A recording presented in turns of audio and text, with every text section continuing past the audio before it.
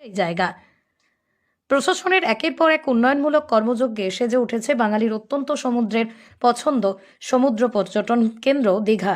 জগন্নাথ মন্দির থেকে marine drive নতুন করে সাজানো হয়েছে এই মন্দির। পাশাপাশি সমুদ্র সৈকতেই বিশ্ব বাংলা পার্ক দীঘার মুকুটে ঐশ্বর্য হয়ে দাঁড়িয়েছে। তাই দীঘার ব্র্যান্ড ভ্যালু এখন বিশ্বমানের।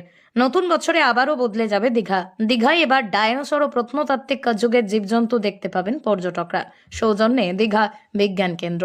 দীঘায় নতুন বছরে পর্যটকদের আকর্ষণের কেন্দ্রবিন্দু হতে চলেছে জুরাসিক পার্ক। ওই জুরাসিক পার্কটাকে যে আমাদের যে ডাইনোসরের মডেলগুলো আছে, তারপরে গ্যালারিগুলো আছে, একটা পাথওয়ে করে আমরা নতুনভাবে সাজিয়ে দিচ্ছি। আর ওখানে ডাইনোসরগুলো ভয়েস ওভার থাকবে। ধরুন গেলে মানে ডাইনোসর সম্পর্কে যে এক একটা ডাইনোসর, ধরুন ট্রিনোসরাস কিভাবে কাজ করতো, ওদের একটা ভয়েস ওভার থাকবে। দীঘায় নতুন বছরে জুরাসিক পার্ক। নতুন বছরে পর্যটকদের কাছে উপরি পাওনা হতে চলেছে জুরাসিক পার্ক।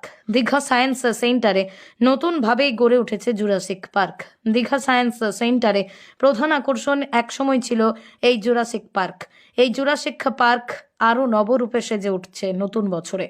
একদিকে যেমন বিশেষ ব্যবস্থায় মাধ্যমেই ডাইনোসর মডেল ওয়াক মুভমেন্ট করবে, অন্যদিকে বিশেষ সাউন্ড সিস্টেমের মাধ্যমে ডাইনোসরের মুখ দিয়ে আওয়াজও প্রকাশ করা হবে।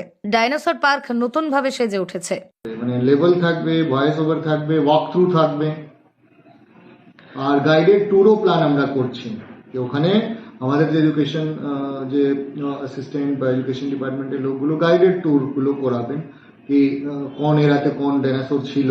তো এটা একটা টোটাল আমরা এন্টারটেনমেন্ট প্লাস এডুকেশন দুটোই আমরা ছাত্রদেরকেও। 2010 সালে বিজ্ঞান কেন্দ্র পিছনের অংশ একটি বড় জায়গা নিয়ে বিনোদন পার্ক চালু হয়, কিন্তু এই বিনোদন পার্ক পরবর্তীকালে বন্ধ পড়ে থাকে। এবার দীঘা বিজ্ঞান কেন্দ্রের উদ্যোগে সেই পার্ক নতুনভাবে সংস্কার করা হচ্ছে পর্যটকদের জন্য।